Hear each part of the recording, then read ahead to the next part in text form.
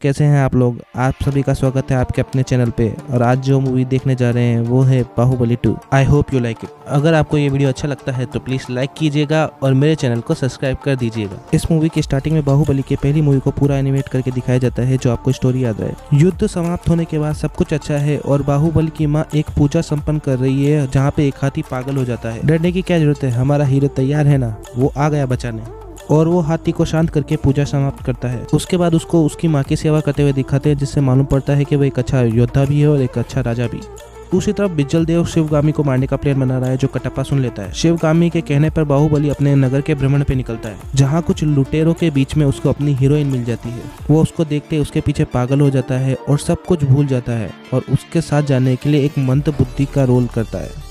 वो उसके साम्राज्य के एक छोटे से नगर की राजकुमारी देवसेना होती है और वो उसे पटाने के लिए वहीं रुक जाता है। जैसा बेटा वैसा बाप होता है, वैसे ही अपने बेटे की तरह ये भी बहुत टैलेंटेड होता है और वो धीरे धीरे करके उसे पटा ही लेता है। दूसरी तरफ भल्लाल देव बाहुबली के खिलाफ प्लानिंग कर रहा होता है। इसी वजह से उसकी पिक्चर में कोई बीवी नहीं बनती। बेचारे के पास प्यार करने के लिए कोई टाइम ही नहीं है। वो अपनी माँ से देवसेना को मांगता है और माँ बिना कुछ सोचे समझे उसे वचन दे देती है, मगर देवसेना अपना एटीट्यूड दिखाते हुए उससे शादी करने से मना कर देती है। उसका एटीट्यूड देख के बिज्जल देव शिवगामी सबकी जल जाती है। दूसरी तरफ इधर देवसेना के शहर पे हमला होता है और बाहुबली सबको बचा लेता है, क्योंकि हमारा हीरो होकाई से ज़्यादा अच्छा तीरंदाज है और द फ्लैश से ज़्यादा तेज। तभी वहाँ पे उसके माँ का लेटर आता है, जिससे सभी को मालूम पड़ जाता है कि वो बाहुबली है। उसके बाद वो देवसेना को उसकी रक्षा का वचन देकर उसको अपने साथ माहिष्मती लेके जाता है। माहिष्मती में जब शिवगामी देवसेना को भल्लाल देव से शादी करने के लिए कहती है तो वो उसे मना कर देती है और उसकी रक्षा के लिए बाहुबली आगे आता है। बाहुबली देवसेना के लिए अपना सिंहासन त्याग देता है और वो राजा की जगह सेनापति की शपथ ग्रहण करता है। उसके बाद भी भल्लाल देव को खुशी नहीं होती। बाहुबली शादी कर लेता है और उसका एक बच्चा होने वाला होता है, जहाँ देवसेना अपने गिफ्ट अपने उपहार के रूप में बाहुबली को राजा बनने को कहती है और नहले पे देला भल्लाल देव उसको उसके सेनापति पद से भी निकाल देता है। उसके बाद दिखाते हैं कि भगवान के दर्शन करने देवसेना मंदिर जाती है, जहाँ पे नया सेनापति लड़कियों को छेड़ रहा होता है, इसलिए वो उसकी उंगलियां काट देती है।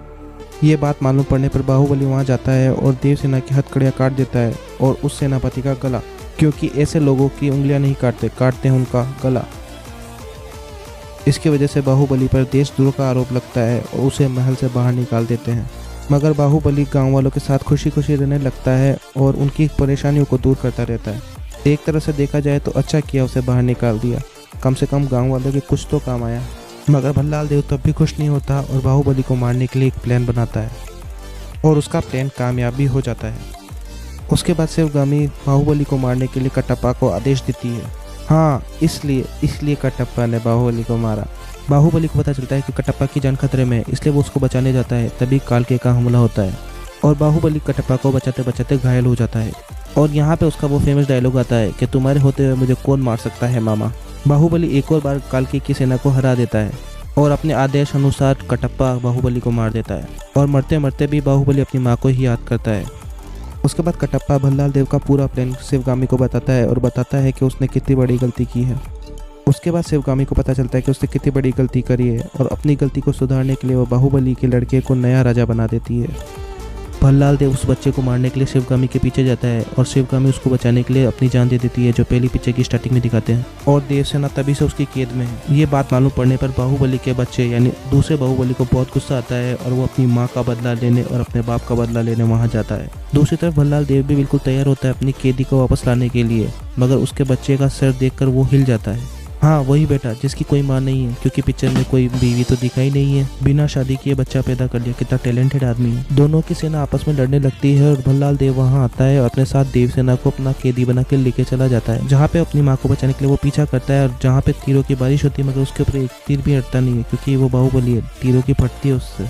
लगता है थोड़ा पहले बोल दिया, एक तीर आके लग गया। तब कटप्पा उधर आके उससे बोलता है कि कुछ समझदारी दिखा, अपनी अकल लगा। तो वो क्या अकल लगाता है, पेड़ को मोड़ कर गुलेल बना देता है और कंचों की जगह इंसानों को यूज़ करता है और अपनी सेना को महल के अंदर लाने में कामयाब हो जाता है। और अंदर आते ही अपनी माँ से वही पूजा कराता है जो पिक्चर की स्टार्टिंग में उसकी दादी कर रही थी। दोनों चाचा भतीजे में बहुत बड़ा युद्ध होता है और बाहुबली जीत जाता है। अपनी माँ की प्रतिज्ञा पूरा करते हुए अपने माँ के हाथों भल्लाल देव की चिता जलवाता है और माहिष्मती का नया राजा बन जाता है, यानी मेरा वचन ही मेरा शासन है। Thank you for watching. अगर आपको मेरा ये वीडियो अच्छा लगता है तो प्लीज़ लाइक कर दीजिए और मेरे चैनल को सब्सक्राइब कर दीजिए।